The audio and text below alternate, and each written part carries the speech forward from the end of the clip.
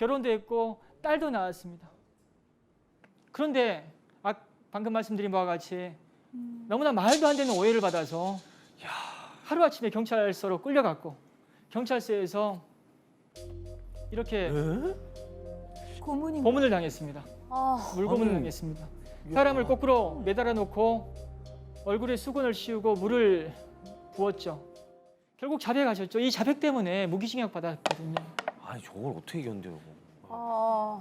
이 어머님은 아들이 이렇게 이제 무기징역을 받았거든요. 무기징역을 받고 그 이후에도 포기하지 않았습니다. 이 어머님은 사건 기록을 수사 기록, 재판 기록을 모아가기 시작했어요. 본인이 다 일일이 복사해 왔고. 저희 아들 사건 한 사건이. 네, 아들 사건 기록입니다. 아들 사건 기록이 이제 세월이 이 사건에 담겨 있고 어머니의 어떤 정성이 담겨 있죠. 사실 이분 저도 이렇게 실제로 뵙는 건 처음이에요. 특히 이분은 재심 전문가십니다. 그러니까 억울함을 풀어주시는 정말로 변호사다운 변호사 박준현 변호사님 모셨습니다. 어서 오세요. 안녕하세요. 박준현 변호사님.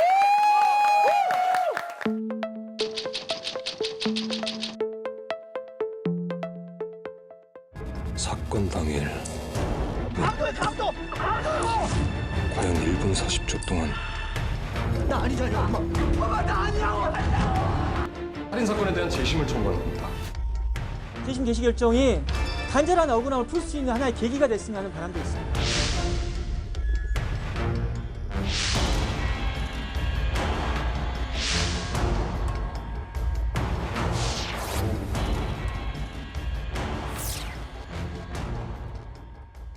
박준현 변호사님이세요? 네, 맞습니다. 이게 동네 우리 오빠. 저희 아랫집에 사시는 그죠? 네. 재심 변호사라니까 뭔가 네. 이렇게 조금 이렇게 한치의 흐트러짐도 없이 그럴 줄 알았는데 너무 이렇게 수수하십니다. 수수하시고 네. 심지어 청순한 이런 외모로. 약간 좀 청순하다는 얘기는 또 듣고 있죠. 야, 영화 재심의 배경이 된 익산 약촌 오거리 택시기사 사건. 네, 예. 저는 이제 그 SBS의 그것이 알고 싶다. 예. 예, 그것을 통해서 그 사건을 자세히 한번 조명된 거를 봤거든요. 영화 안 보셨어요? 영화는 이제 봤는데 그걸 통해서 자세히 스토리를 알고 예. 그리고 이제 영화를 네.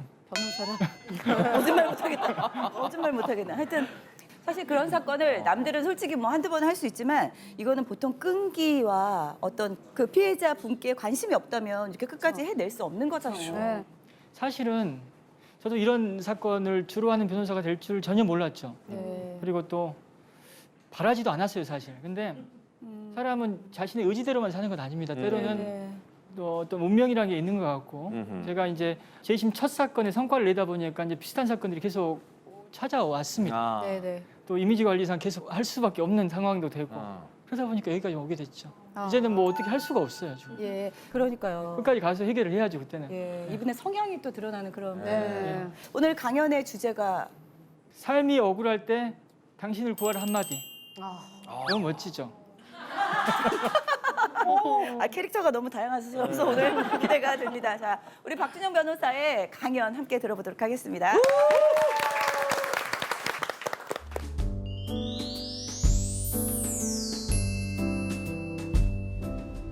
도시에서 아무런 걱정 없이 자랐을 것 같은 외모와 달리 아 달리? 달리요? 무슨 얘기를 하고 싶어서? 본인이 웃잖아. 자신감 있게 하셔도 돼요. 예. 그런 외모와 달리 전라남도 해남 땅끝 마을에서 배를 타고 한 30분 정도 가야 하는 노하도라는 섬에서 와, 노하도요? 예, 자랐고 그곳에서 학교를 졸업했습니다. 노하도는 제 고향이기도 하지만 저희 부모님의 고향이기도 합니다. 저희 부모님은 그 노하도의 한 마을에서 함께 살았던 그 오빠 동생 하다가 그리고 부부의 인연을 맺었어요. 제가 그 대학은 그 목포대학교 전자공학과에 진학은 했고 1학년 1학기를 마치고 이제 군대 갔다 와서 복학을 하지 않고 사법시험을 준비했습니다. 오메. 그래서 한때 제가 제2의 노무현이라는 얘기도 듣기도 했었어요. 오메. 가는 길은 또 굉장히 우쭐했죠 그때는. 그렇다면 사람들이 아니 뭐 고등학교 다닐 때 공부를 잘했으니까 아무리 섬이긴 하지만 그런 어떤 기본이 있어서 사법시험에 합격한 것 아니냐라고 굉장히 오해를 많이 하셔서 제가 사진 한 장으로 말씀을 드릴게요. 때로는 사진 한 장이 많은 사실을 말해주죠. 그죠? 네. 도시에서 태어나서 자랐을 것 같은 외모 딱 한 사람 보이잖아요. 오, 와, 사진 잘 나왔다. 약간 비교는 고등학교 되네요. 1학년 때 수학여행 가서 찍은 사진. 오. 제 옆에 서 있는 친구들이 고등학교 1학년이라는 거. 아, 그러네요. 고일 맞습니다. 고일 맞고 저는 그 어머님이 두 분 계세요.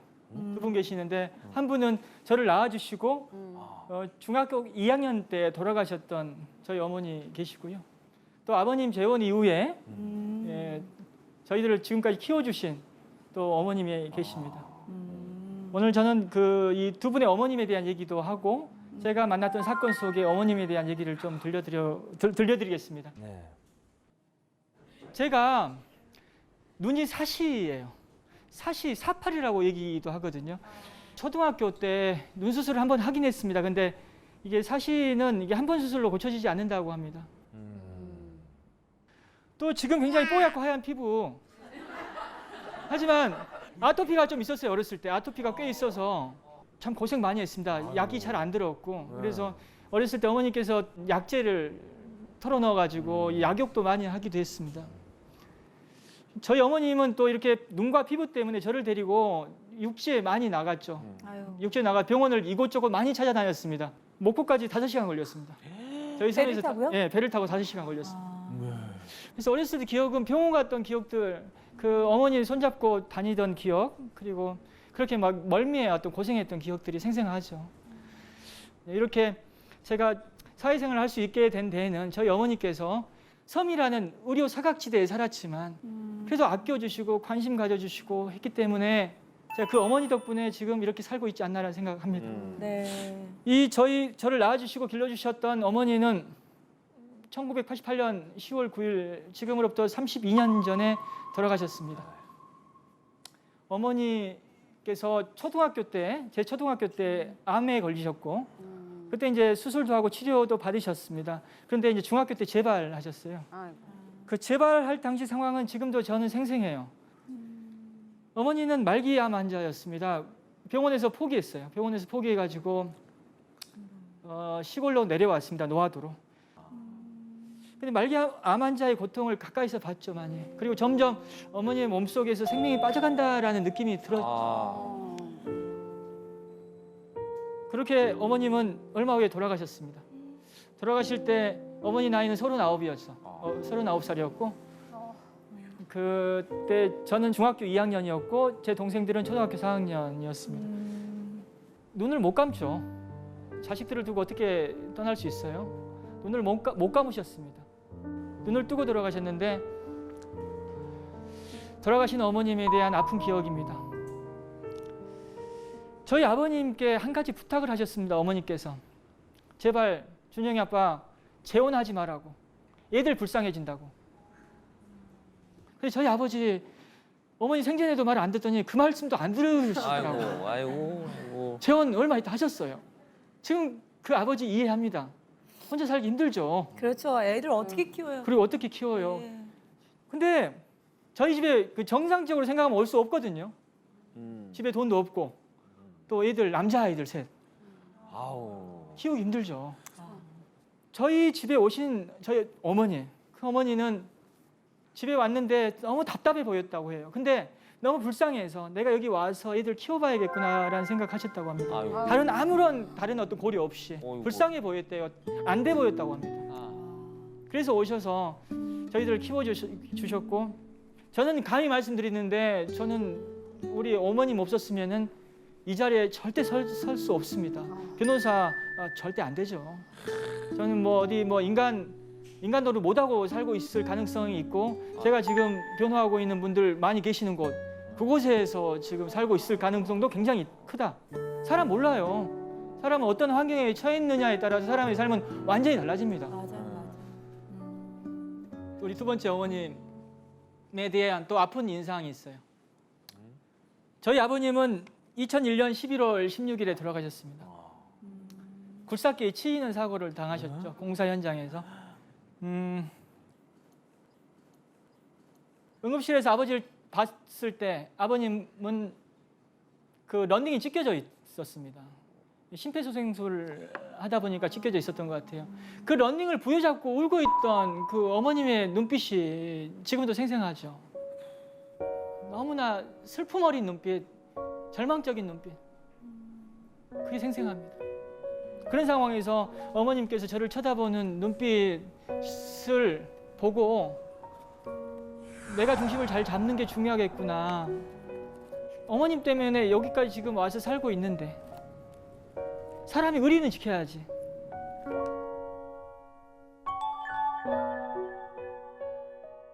어머님에 대해서 그런 아픈 기억과 경험이 있지 않습니까? 그럼 경험들이 사람의 관점을 만들어갑니다. 사람의 생각을 만들어가거든요. 또 그런 생각과 관점에 따라서 사람과 사건을 보게 되어 있습니다. 제가 낙동강변 살인 사건, 지금 진행하고 있는 재심 사건에 관심을 갖고 있는 이유 중에 하나는 제가 제 경험상 공감할 수 없는 지점들이 이 사건에 들어있기 때문입니다. 낙동강변 살인 사건에 대해서 간단히 말씀드리면 지금으로부터 30년 전에 발생했던 살인 사건입니다. 1990년 1월 4일 부산 낙동강변에 한 여성의 시신이 발견됐습니다. 그 여성을 죽인 범인은 그 현장에 함께 있던 남자인 것 같아요. 그런데 그 남자가 사건 현장을 빠져나와서 내가 사람 죽였다라고 얘기한 게 아니라 두 명의 괴한이 습격을 했고 여성은 죽고 나는 가까스로 현장을 도망쳐 나왔다고 거짓말을 하는 바람에 이 사건이 범인을 잡지 못하는 미제 사건이 돼버린 겁니다. 아, 엉뚱하게 갔네. 그때만 해도 미제 사건에 이런 강력 사건의 범인을 검거한 경찰에게 특진을 시켜주는 제도가 있었습니다. 특진의 눈이 먼 경찰이 무고한 시민을 잡아다가 고문을 했고 그 고문 때문에 사람을 죽였다는 자백을 했고 그 자백 때문에 무기징역을 받았던 사건입니다. 야, 이거 무슨. 이분이 낙동강변 살인 사건으로 억울하게 옥살이를 21년 5개월 20일 하신 분입니다. 와. 이제 이 사건의 이제 재심을 지금 진행 중에 있고 재심 개시 결정은 올 1월에 내려졌습니다. 그리고 아마 무죄 판결은 올 12월 전에는 나오지 않을까, 올해를 넘기지 않을 거라는 생각하고 있습니다. 본인으로 하여금 무기징역을 받게끔 한 사건 기록을 보는 데 있어서 확대경으로 보고 있지 않습니까? 근데 확대경이라는 게 전자파가 나와가지고 몇 글자를 못 봐요. 어떻습니까? 본인을 억울하게 만든 사건 기록조차도 단 한 번도 제대로 보지 못했다는 거. 얼마나 보고 싶겠어요. 이분에 대한 얘기를 한번 해볼게요. 시각장애를 언제부터 앓게 됐고 또 시각장애인 아들을 둔 어머니가 어떤 노력을 기울였고 그 어머니의 노력이 이 사건 재심에 어떤 영향을 줬는지에 대한 얘기를 한번 해보겠습니다. 장 선생님께서는 초등학교 4학년 때 갑자기 시력이 떨어지기 시작했다고 합니다. 어렸을 때. 갑자기 시력이 떨어지니까 학교 칠판이 안 보였던 것이고 칠판이 안 보여서 더 이상 공부를 할 수가 없었어요. 그래서 초등학교를 중퇴했습니다. 세상이 얼마나 막막했겠어요. 친구도 싫고 세상도 싫고 그래서 그냥 방 안에서 불도 켜지 않고 이불을 뒤집어 쓴 채로 울기만 했다고 하는 거. 괴롭죠. 그 울고 있는 아들을 어떻게 해서든 밖으로 데리고 나와서 그 아들을 데리고 다니면서 전국에 있는 용하다는 병원을 다 들렸습니다. 이분의 어머니께서. 또 굿도 하기도 했다고 하더라고요. 어이구. 아들을 살려보려고. 그런데 하루는 눈은행이 생겼다라는 뉴스를 라디오를 통해서 들었습니다. 이 어머니께서 아들의 손을 잡고 병원으로 향했죠. 나는 볼 거 다 보고 살았어. 많이 봤어. 너는 앞으로 살 날이 더 많잖아. 눈을 바꾸려고 했던 거죠. 아들에게. 그런데 시신경에 문제가 있기 때문에 각막 이식이나 안구 이식으로는 도저히 아무 의미가 없는 거거든요. 결국 의사가 이건 안 됩니다라고 하니까 그 절망감을 느끼고 병원 문을 나설 수밖에 없었고 어찌보면 서로가 서로에게 죄책감을 느꼈을지도 몰라요. 어머니는 아들에게 눈을 주지 못한 것에 대한 죄책감, 또 아들은 또 어머니를 이렇게 힘들게 한다는 것에 대한 죄책감. 이 아들, 그 당시 장 선생님은 세상을 벽을 쌓고 살았거든요. 앞이 안 보이니까. 그런데 결심했죠, 그때. 엄마를 힘들게 하지 않으려면은 더 이상 웅크리고 있지 말자, 좌절하지 말자, 살아보자라는 결심을 하게 됐다고 합니다. 그때 그 어머니의 그 노력 때문에 열심히 살았어요. 이런저런 일도 하기 시작했고 신발 공장에도 취직했어요. 신발 공장에서 또 아내를 만났습니다. 또 결혼도 했고 딸도 낳았습니다. 그런데 방금 말씀드린 바와 같이 너무나 말도 안 되는 오해를 받아서 하루아침에 경찰서로 끌려갔고 경찰서에서 이렇게 고문을 당했습니다. 물고문을 당했습니다. 사람을 거꾸로 매달아 놓고 얼굴에 수건을 씌우고 물을 부었죠. 우리 장 선생님 근데 또 아주 악착같이 버텼습니다. 며칠 동안 기절하고 다시 깨어나고 하는 걸 계속 반복하면서도 사람은 안 죽였다. 범인이 아니니까. 예. 아니니까. 근데 범인이 아니어도 이 물고문 버티기 어렵거든요. 예. 한 며칠 버티다가 일단은 여기서 살고 나가야겠구나라는 생각을 하게 됐다고 합니다. 아, 살아서 누명을 벗어야겠다. 예, 일단 살아서 일단은 물고문을 당하면서 내가 이러다 죽겠구나라는 생각이 드는 거예요. 결국 자백하셨죠. 이 자백 때문에 무기징역 받았거든요. 아니 저걸 어떻게 견뎌요? 이 어머님은 아들이 이렇게 이제 무기징역을 받았거든요. 무기징역을 받고 그 이후에도 포기하지 않았습니다. 이 어머님은 사건 기록을 수사 기록, 재판 기록을 모아가기 시작했어요. 변호사 사무실에 사건 기록이 있겠지만 그 기록을 언제까지 보존하겠냐. 우리가 다 복사해 와야 된다. 사실 변호사 사무실에서 사건을 계속 맡아서 하는데 그 사건 기록 오래 보존하지 않습니다. 네, 보관할 때도. 규정상 또 몇 년 보존하지 않거든요. 다 폐기해요. 누군가의 어떤 안타까운 기록이긴 하지만. 이제 그게 걱정이 돼서 본인이 다 일일이 복사해 왔고. 저희 아들 사건 한 사건이. 네, 아들 사건 기록입니다. 아들 사건 기록이 이제 세월이 이 사건에 담겨 있고 어머니의 어떤 정성이 담겨 있죠. 이 사건 기록을 들고 또 전국을 다녔어요. 여기저기를 다니고 또 감사원, 청와대, 언론사 그리고 이런 경찰이나 검찰에도 갔겠죠. 여러 군데를 다니면서 우리 아들 억울함을 풀어달라고 했었습니다. 물론 그때는 빛을 보지 못했죠. 또 재심이 쉬울 때가 아니니까. 장 선생님은 안에서 수감 생활 굉장히 성실하게 하셨죠. 억울하긴 했지만은 어떻게든 거기서 살아나와야 되니까. 모범수였습니다. 그래서 2003년 8.15 광복절 특사 때 20년 감형이 이루어졌습니다. 무기수에서 20년 유기수가 된 거죠. 그 당시에 10년을 살았고 남은 10년을 살아야 되는데 뛸 듯이 기뻤다고 해요. 이해 안 되시죠? 10년 살았고 남은 시간이 10년인데도 그렇게 기뻤다고 해요. 그래서 그날 제가 듣기로는 교도소에 훈제닭 한 마리, 수십 마리 사가지고 그걸 다 돌렸다고 하더라고요. 기뻐서요. 감형받아서. 감형받아서 10년 더 살아야 되는데. 살지 않아도 될 옥살이를 사시는데도. 예, 10년을 더 살아야 되는데 훈제닭을 다 돌렸다고 하더라고요. 오메. 근데 어머니가 오셔야지 이 기쁜 소식을 얘기해 드릴 텐데 제일 기뻐하실 분. 제일 기뻐하실 분이 어머니죠. 근데 어머니가 면회를 안 오시는 거예요. 어머니는 위암 투병 중이었습니다. 8.15 광복절 특사로 감형을 받았는데 그 소식도 제대로 전해 듣지 못했던 것 같아요. 이 어머니 아들의 억울함을 푸는 걸 보지 못했기 때문에 그런 억울함 때문이었는지 허공을 응시한 채 눈을 뜨고 돌아가셨습니다. 뜯는 그대로 관에 들어가셨습니다. 억울해서. 2003년 11월에 돌아가시면서 유품으로 이 기록을 남겨놨고 그리고 유언은 내가 죽어서라도 내 자식 억울함 밝히겠다 하였습니다. 재심 사건을 할 때 가장 어려운 게 뭐냐? 사건 기록이 없어요. 그런 경우가 많아요. 폐기도. 이게 영구 보존하지 않거든요. 무기징역이 확정된 사건 기록도 보통 20년 보존합니다. 이 사건 지금 30년 가까이 됐는데도 이 기록이 어머니가 기록을 남겨놨기 때문에 이 기록 때문에 재심이 가능했어요. 원본 기록이 제가 재심을 준비할 때만 해도 없는 걸로 확인됐거든요. 전산상 폐기된 걸로 확인됐었습니다. 근데 이 기록이 있었기 때문에 사건에 뭐가 문제가 있는지를 알 수 있었던 거고 이 사건이 다시금 세상 밖으로 나올 수 있었던 겁니다. 어머니가 변호인이네요. 그렇습니다. 어머님이 진짜. 어머님이 기록을 남겨놓지 않았다면은 제가 재심 이 사건 추진할 이유가 없죠. 뭐가 문제가 있는지를 알 수가 없으니까요. 이 자리에 나와 계세요. 낙동 강변 사건 재심 사건의 주인공 여기 나와 계세요. 안녕하세요. 어. 아까 그럼 거기 예. 이렇게 나와주신 게 너무 감사하네요. 저희가 이제 변호사님의 얘기와 또 사건 얘기를 듣고 실제 또 주인공을 이렇게 뵙게 되니까 그 당시에는 진짜 뭐 표현 못할 정도로 억울하셨을 것 같은데 어떠셨어요? 그렇죠. 그 당시에는 제가 왜 가정하고 생이별을 해야 되는지 원망하기도 많이 했고 네.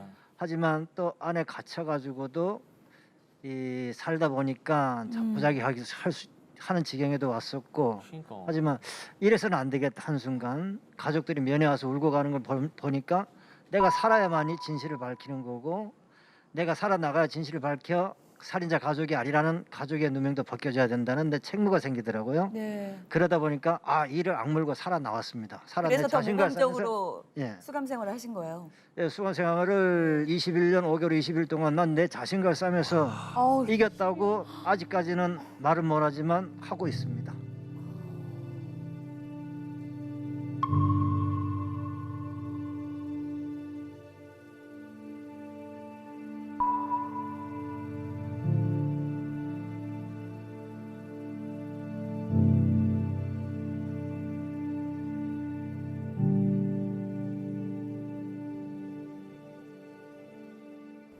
사실 이렇게 뭐 본인도 굉장히 억울하셨지만 어머니의 뭐 활약이라 그러면 활약이죠. 그 사건 기록을 남겨놓지 않으셨으면 이런 결과도 없었을 텐데. 그걸 들고 여기저기 많이 찾아다니고 했지만은 부산의 국가인권위원회에 가니까 한 장 넘겨보지도 않고 재판이 끝난 사건이라 도와줄 수가 없다 이러더라고요. 또 법률 구조공단에 갔어요. 가니까 증거물 있으면 재심을 해야 되는데 이런 말은 하지만 한 장 넘겨보지 않더라고. 그 기록 안에 증거물이 다 있는데 그냥 말로만. 그러던 차에 박준영 변호사를 처음 알게 됐습니다. 그래 됐는데 운명적인 만남. 그 뒤에 변호사님의 기록을 보시고 하시는 말씀이지 이래가지고 어떻게 그 긴 세월을 살았습니까? 재심을 해서 진실을 밝혀야죠. 그 소리 듣고 진짜 사실 희망이 신봉사 눈 떠졌듯이 네. 저 눈이 확 떠지는 것 같더라고요. 진짜 세상을 다 얻은 기분을 느꼈습니다. 그게 어쨌든 어머님이 다 예. 그동안 모아놨던 자료 아니겠습니까? 그걸 항상 그러면 재판 때마다 들고 다니시는데 오늘 이 자리에도 혹시 들고 나오셨나요? 예. 저 역시 누가 볼 때면 하찮은 종이라고 볼란지 모르겠지만 저는 생명줄이라 생각하고 또 우리 어머니의 또 유품, 우리 어머니의 손때가 묻은 거. 지금 재판을 하면서도 저는 가지고 다니면서 이거 이 무거운 걸 어떻게 짊어지고 다녔을까? 나는 엄마와 같이 하는 기분으로 법정에 같이 가지고 다니고 있습니다. 어머 세상에. 정말 귀한 어머. 어머니의 눈물과 땀과 네, 아들을 사랑하는 그 마음이 보따리 그대로이신 것 같은데. 이거 보세요. 이거 다 만들어서 이거 수기로 다 만들어서. 철을 이렇게 하셨네요. 옛날 방식으로. 네. 예.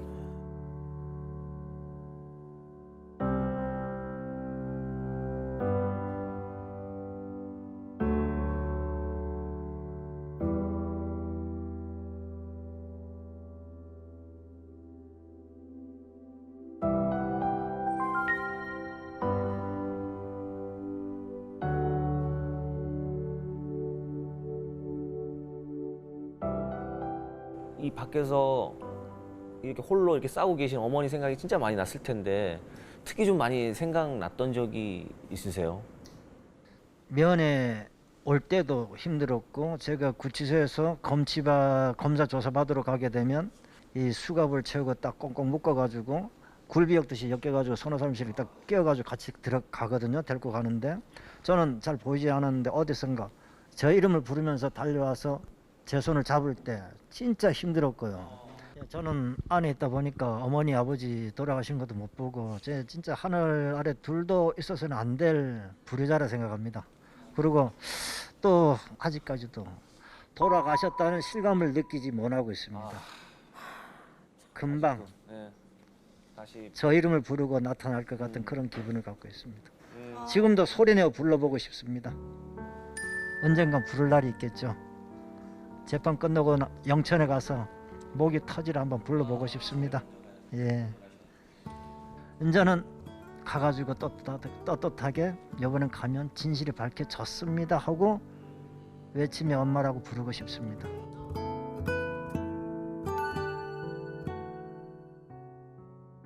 삼내 나라시포 사건, 아, 이 사건에도 저를 감동시켜 주신 이 사건의 어떤 알려지지 않은 사실을 안다면은 다들 이 사건에도 이런 어머니가 계셨구나라고 하실 겁니다. 네. 그 사건 속에 두 분의 어머님에 대한 얘기를 한번 해보겠습니다. 예.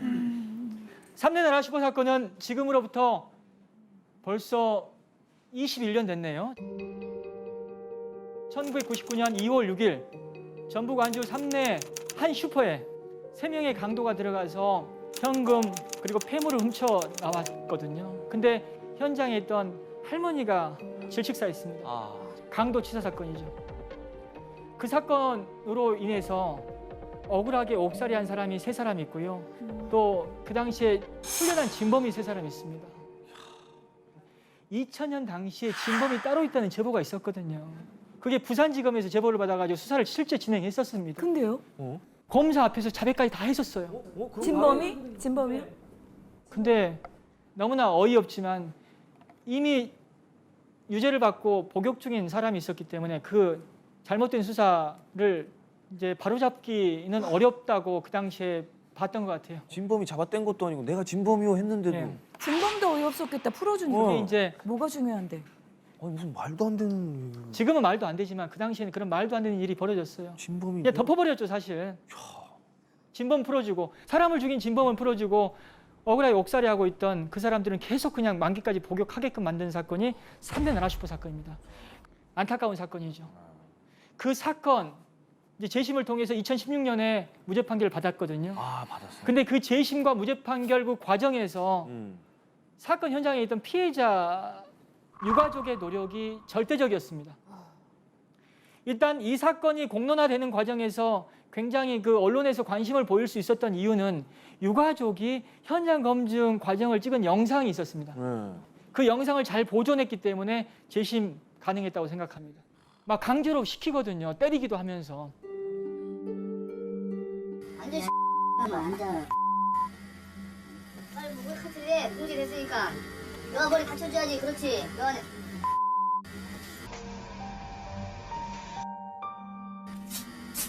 이렇게 있어. 그래. 이게 말이야. 그렇게.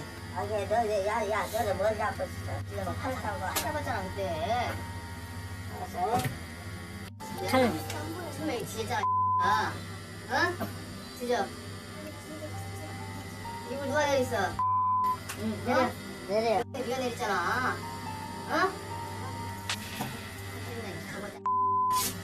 아, 살래 쏘사는 감독이.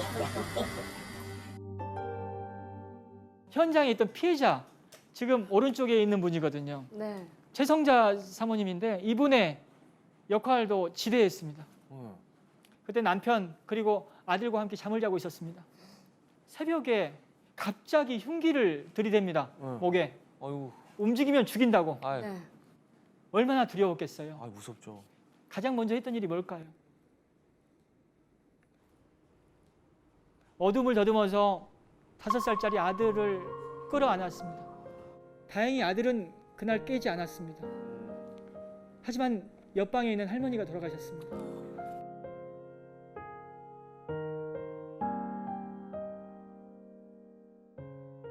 그 5살 아이가 깰까봐 네. 예, 마음 졸여서 그 어머니가 직접 이제 나오신 거잖아요. 당시 예, 그 아들 깨지 말라고 꼭 안으셨잖아요. 그때 심정이 어떠셨어요?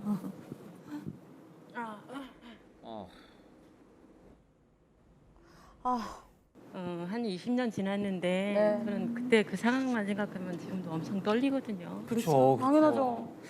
그 어둠 속에서 제가 제 목에 이렇게 뭔가 와 닿았고 뭐 움직이면 죽인다 이렇게 얘기했을 때 제가 가장 염려됐던 부분들이 저는 이 사람한테 다 내어주고 싶었거든요. 그냥 어서 가라고. 그런데 그 상황에서 그 5살짜리 아들이 만약에 깨어서 운다면 그래서 범인을 자극한다면 상황이 어떻게 흘러갈지 모르니까 그 상황에서 저는 엄마니까 자식을 안아야 됐어요. 그 묶인 몸으로. 본능적으로. 그러면서 그냥 깨지 마라.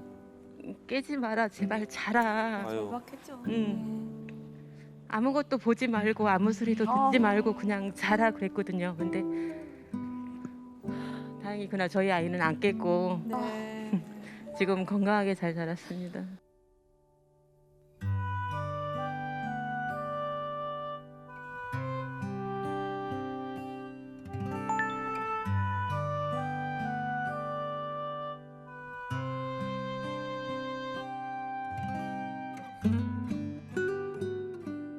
그 사건 이후에 이분은 밤길을 혼자 못 다녔어요. 아, 못하네요. 어떻게 밤길을 다니겠어요? 네. 엘리베이터를 혼자 못 탔습니다. 트라우마에 시달렸습니다. 근데 피해자임에도 불구하고 어떤 생각을 하게 되냐면은 그 끔찍한 사건 때문에 가난한 집 아이들 셋이 억울하게 누명을 쓰고 있다라는 것이 나 때문에 이런 일을 겪는 것 아닌가라는 또 그런 죄책감에 또 시달리는 겁니다. 피해자인데도. 그렇죠. 피해자인데도. 그래서 그 당시 재심을 위해서 발벗고 뜁니다. 야, 어떻게 그러지? 2000년도에 그 법원에 제출한 탄원서 중에 일부인데요. 재판장님, 저는 처음 범인을 잡았을 때 제가 알고 있는 유일한 단서인 범인의 목소리를 움직이면 죽인다. 이런 범인이 했던 목소리를 정확히 기억하고 있거든요. 그 목소리를 왜 저한테 확인시켜주지 않았는지 나는 그게 궁금하다. 범인 잡혔을 때. 결정적이다. 그거는 제가 봤을 때는 그 당시에 경찰들도 억울한 누명을 쓴 사람들이 범인이 아닌 걸 알았다고 저는 봅니다. 그 목소리만 확인시켜줬다면 그 사건은 그때 바로 잡혔을 겁니다. 아닙니다 했을 텐데. 그렇죠. 그 진범 찾기 네. 위해서 또 이렇게 탄원서 같은 것도 했잖아요. 네. 본인이 엎드리신다고. 네네. 억울한 그 분의 부모처럼 그렇게 역할을 해주셨잖아요. 네. 처음에 이제 아까 그 얘기지만 저는 분명히 그 사건에 있었던 피해자거든요. 네네. 근데 제가 견딜 수가 없는 거예요. 저희 집에서 일어난 일 때문에 제가 그냥 모르고 살았으면 괜찮은데 저희 집에서 일어난 일 때문에 그것도 너무 아픈 친구들이 옥살이를 하고 있다는 걸 알았어요. 바로 사건 일어나고 나서. 그래서 내가 알고 있는 게 유일하게 목소리고 그 목소리는 제가 지금도 너무 생생하게 기억을 하니까 목소리 들으면 알 수 있다. 그래서 교도소에 찾아가서 그 친구 목소리를 제가 들었어요. 근데 그게 그 목소리가 아닌 거예요. 아, 목소리로. 확신하신 거예요? 그때 아니다. 아신 거예요? 틀려도 너무 다르죠. 너무 다르구나. 아예 네. 다른 목소리. 예. 그래서 제가 이제 그렇게 하고 나서 바로 이제 또 부산의 진범 예. 그쪽을 찾아갔어요. 네. 찾아가가지고 동영상 이렇게 녹화 떠는 게 있는데 보면 알 수 있다고 하더라고요. 목소리 네. 들으면. 그래서 제가 분명히 알 수 있다고. 그래서 목소리 딱 들었는데 제가 그날 들었던 그 범인의 목소리가 거기에 있더라고요. 그래서 그냥 제가 주도 안 돼서 울었죠. 그걸 딱 들었을 때 그러면 아 지금 감옥에 있는 이 바뀌었다. 친구들은 네, 아니구나라는 네, 걸 네, 네. 확신을 하셨네요. 그때 그 친구들을 살려야겠다 생각하신 거예요? 제가 피해자인데 그 순간부터 저는 제가 가해자가 된 것 같았어요. 그래서 그 친구들이 억울하게 옥살이를 하고 있다고 생각을 하니까 그걸 견딜 수가 없었어요. 야, 이게 대단한 용기십니다. 그러니까요. 쉽지가 않은데. 그게 참 원망스럽다라고 얘기하시죠. 피해자가 부디 엎드려 빈다라고 얘기해요. 부디 엎드려 빕니다. 정말 죄를 지은 사람에게 합당한 죄의 대가를 치르게 해달라고. 죄가 없는 사람들은 빛을 보게 해달라고. 지금 억울하게 옥살이하고 있는 그 3대 3인조 그 친구들 빛을 보게 해달라고. 좀 바로잡아달라고 탄원서를 제출했습니다. 피해자가 부디 엎드려 빈다라는 얘기가 하잖아요. 그 당시에 검사와 판사는 이 피해자 엎드려 빈다는 피해자의 절절한 호소도 외면했었습니다. 그 당시 재심 청구는 기각당했습니다. 이분 입장에서는 국가 권력을 믿고 싶지 않았을 거예요.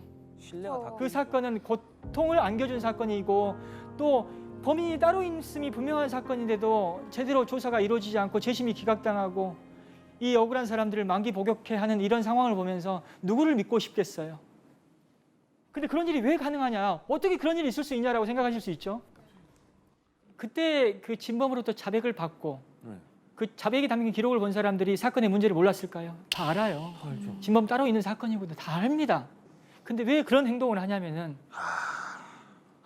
일단은 사건에 관계된 사람들이 너무나 많습니다. 경찰, 검사, 판사들까지. 너무나 많은 기득권층이에요. 어찌 보면은. 그리고 또 법이란 건 사법의 신뢰가 필요한데 이런 수사 있었다는 사실이 드러났을 때 오히려 그 사법 신뢰에 영향을 준다라는 그런 생각을 또 하게 됩니다. 그리고 또 결정적인 이유 중에 하나가 뭐냐면은 부잣집 아들 딸이었으면 그렇게 못하죠. 짓밟아도 저항 못하고 내가 이 사건을 묻었다 하더라도 더 이상 이 사건이 다시 불거질 이유가 없어라는 생각합니다, 사람들. 네가 무슨 힘이 있어가지고 이거 나중에 문제 삼을 수 있겠어?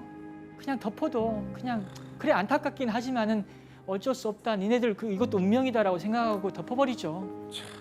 그게 현실입니다. 2014년, 2015년경에 저희는 재심을 추진했고요. 그때 우리 최성자 사모님을 찾아가서 만났습니다. 다시 한번 도와줄 수 없겠냐. 다시 좀 도와달라고 했어요. 왜냐하면은 사건의 피해자가 나서서 뭔가 재심을 돕는다라는 사실의 힘은 어마어마합니다. 사건의 피해자가 다시 나선다. 그래서 도와달라고 했는데 이분이 선뜻 답변을 못 하는 거예요. 계속 고통을 겪고 있고 그때 또 공권력이 그렇게 잘못을 그냥 묻어버리는 걸 봤기 때문에 희망이 없었구나. 그렇죠. 또 해봤죠. 그런데 얼마 있다가 곧바로 전화가 와서 한번 같이 해보자고 라고 얘기하시더라고요. 한번 같이 해보자고 라고 얘기하시더라고요.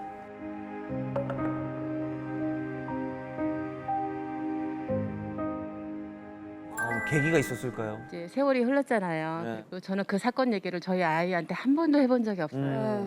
20살이 다 될 때까지 네. 한 번도 해본 적이 없었는데 변호사님이 찾아오신 날 그날 처음으로 얘기를 했어요. 저희 아이한테 이런 일을 있었는데 이제 어떻게 할까라고 얘기를 했더니 했어야지 딱 그러더라고요.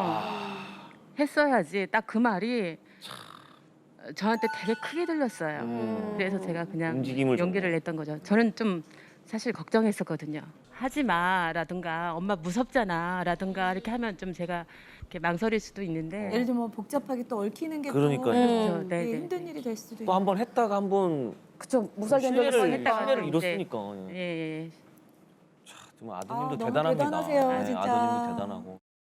그리고 자신에게 트라우마를 안긴 범인 이것 때문에 삶이 망가졌는데 이 범인이 친범이요? 진범이죠. 진범? 진범이 세상 밖으로 나왔어요. 이 사건은. 진범이랑 지금 악수를 그렇죠. 이게 무슨 일이에요? 이 진범이 어떻게 나타나게 되냐면은 사람 죄 짓고 못 삽니다. 못 살아요. 저- 다리 뻗고 못 잡니다. 이분 제가 듣기로는 한때는 좋았대요. 사람 죽였다고 했는데도 풀어주니까. 근데 악몽을 계속 꿨답니다. 아. 교도소에 갇혀 있는 꿈, 만기가 됐는데도 풀려나지 않는 꿈.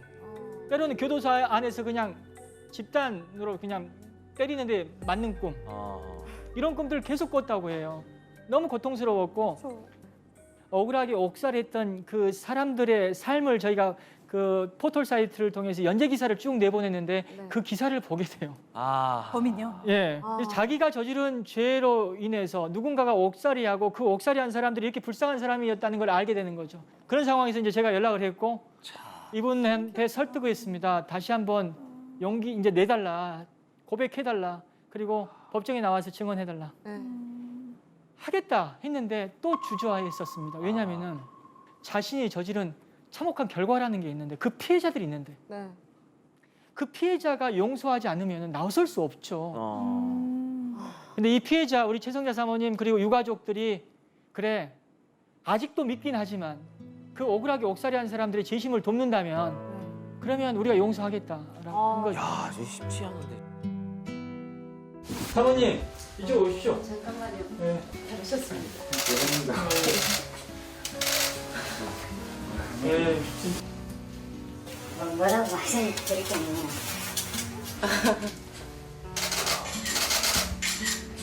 하면 저도 물론 어렵게 왔지만 이분도 어렵게 오셨죠. 그냥 다 내려놓으시게요 서로. 네. 저도 좀 많이 내려놓을 거니까.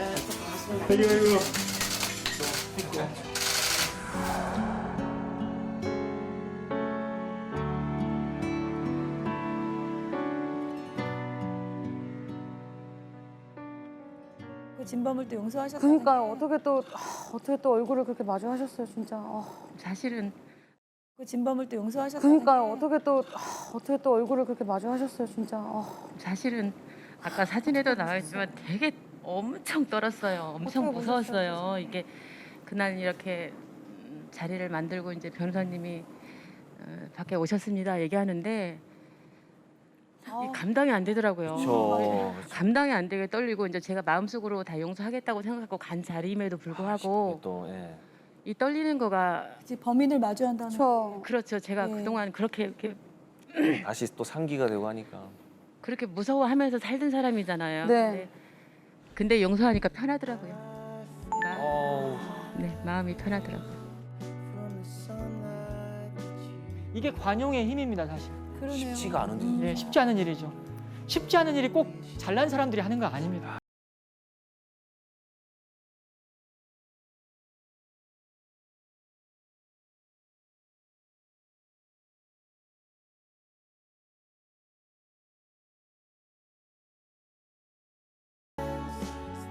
이제 또 한 분의 어머님에 대한 얘기를 한번 해볼게요. 예. 네. 영화 재심은 약촌오구리 사건을 모티브로 해서 만든 영화입니다.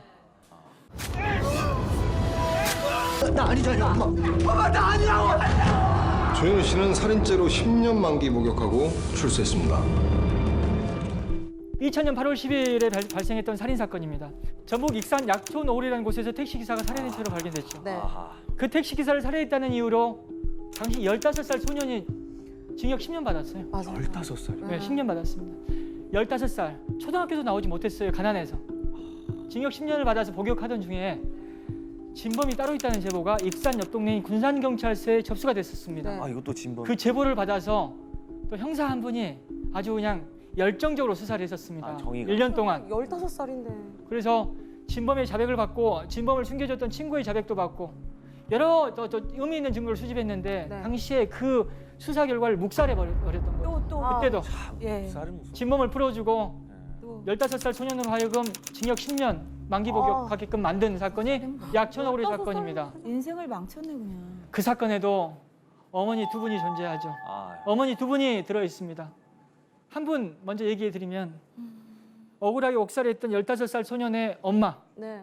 그 엄마가 자식이 지금 경찰서에서 어떤 수사를 받고 있는지도 모르고 자식이 지금 의심을 받고 있다고 하는데 경찰들이 잘 봐줘야지 우리 자식 억울함 벗을 것 같아서 토종닭 2마리 잡아가지고 백숙을 끓이고 그 압력밥솥 그 국물 흐리지 않게끔 잘 보자기에 담아가지고 그 경찰서에 갖다 줬어요. 아유. 그 경찰들이 그 토종닭 먹었겠죠. 근데 영화를 보신 분들은 아시겠지만 이 사건에서 경찰들은 그 15살 소년을 여관으로 데려가가지고 때리고 정말 잠을 재우지 않고 고문하는 수사를 했었거든요. 네. 기가 막힌 일이죠. 토종닭 먹고 힘내서 우리 아들 억울함 풀어달라고 했었는데 힘내가지고 오히려 가혹한 수사를 해버렸습니다. 아, 그 어린 아이를. 그렇죠. 그 엄마한테 그 상황을 여쭤보면 이런 얘기 하세요. 돈이 있었으면 변호사를 사치해 닭을 잡았겠냐고. 아, 우리 사회에서 누명을 쓰고 가난한데 누명을 쓰는 사람들이 할 수 있는 일이라는 건 분명히 한계가 있다. 그래서 이 어머니를 통해서는 또 그런 약자들이 어떤 서름도 보게 되고 어쩔 수 없이 그냥 또 할 수 있는 일의 어떤 한계도 경험하게 됩니다. 저는요 재심을 진행하면서 재심으로 무죄 판결을 받는 것도 중요하지만 그때 풀려났던 진범을 다시 잡아가지고 처벌케 하는 거 굉장히 중요하다고 봤어요. 왜냐하면은 공소시효가 다 끝나가지고 진범을 처벌할 수 없게 되면은 제가 어떻게 살 수 있겠어요. 진범은 반드시 처벌을 시켜야 되는데 네.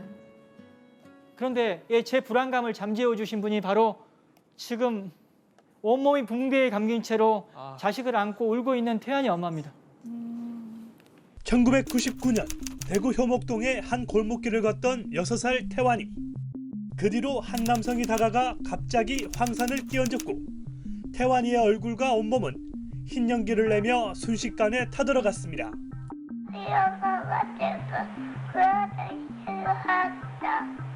그 아저씨가 왔어. 그쪽으로 오더나. 그래가. 태환이와 친구는 범인으로 이웃 아저씨를 지목했지만 증거 부족으로 받아들여지지 않았습니다. 또박또박 말해봐.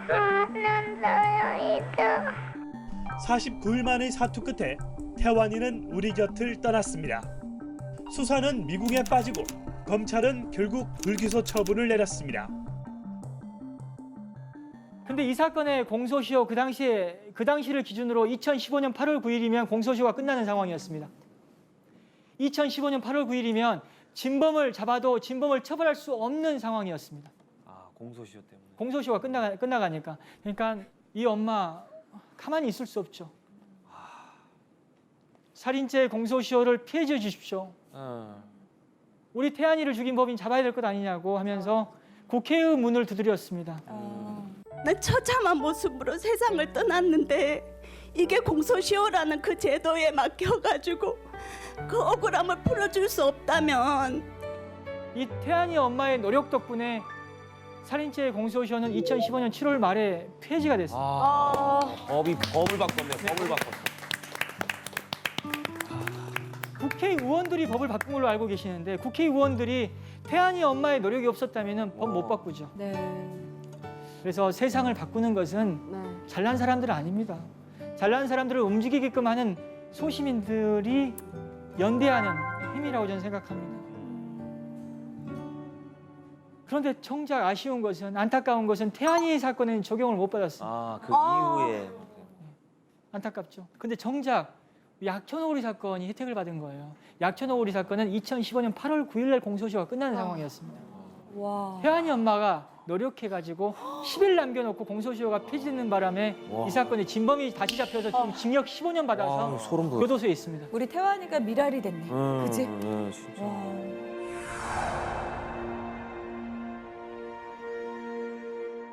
저는 마이너거든요, 사실.